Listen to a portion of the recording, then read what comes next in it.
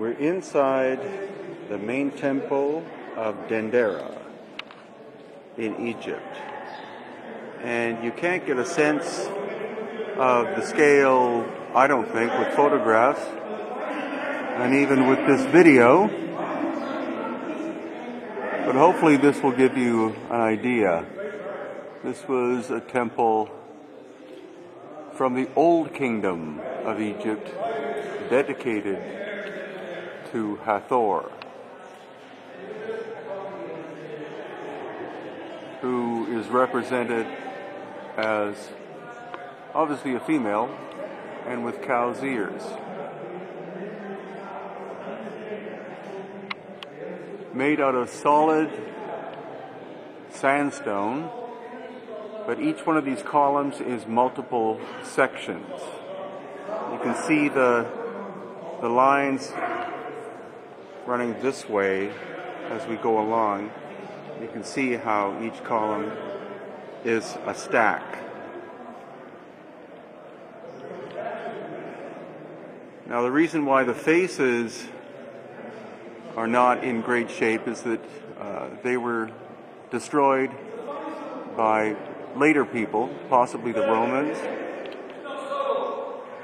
in order to try to kill the spirit of Hathor. And I can't think of anything in the modern age which can rival just the grandeur of this place. It's mind-boggling. Solid stone building that's been here from the Old Kingdom. So you're talking at least 4,000 years. We're with Stephen Mailer, and he's going to explain where we are and what we're looking at.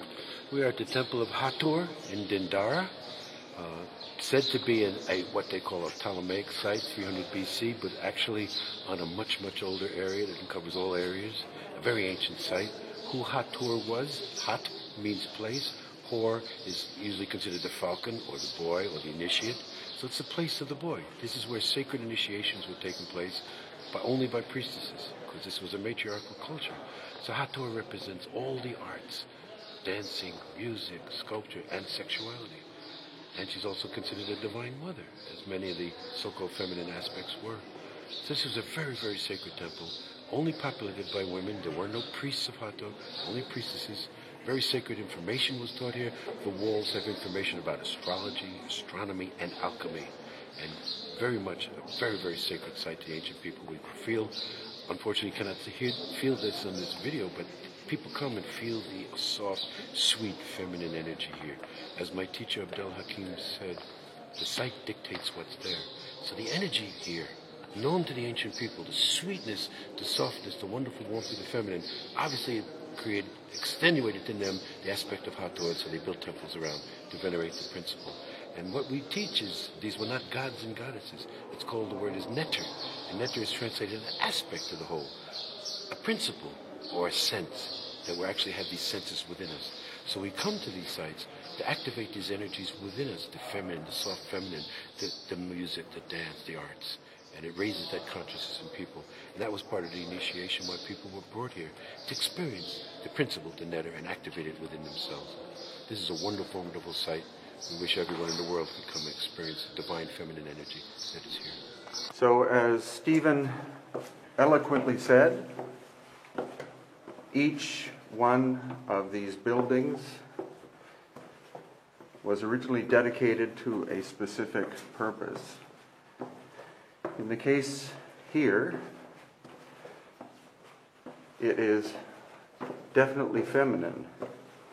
And there's a building for birthing, a building for the tantric arts, and the whole place has a very gentle, feminine feel to it.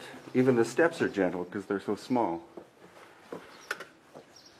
And here we are up on the roof.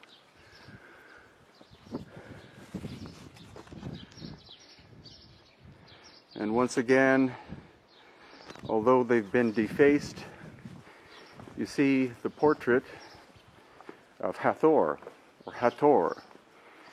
And the damage is not the result of natural time, But supposedly this was done by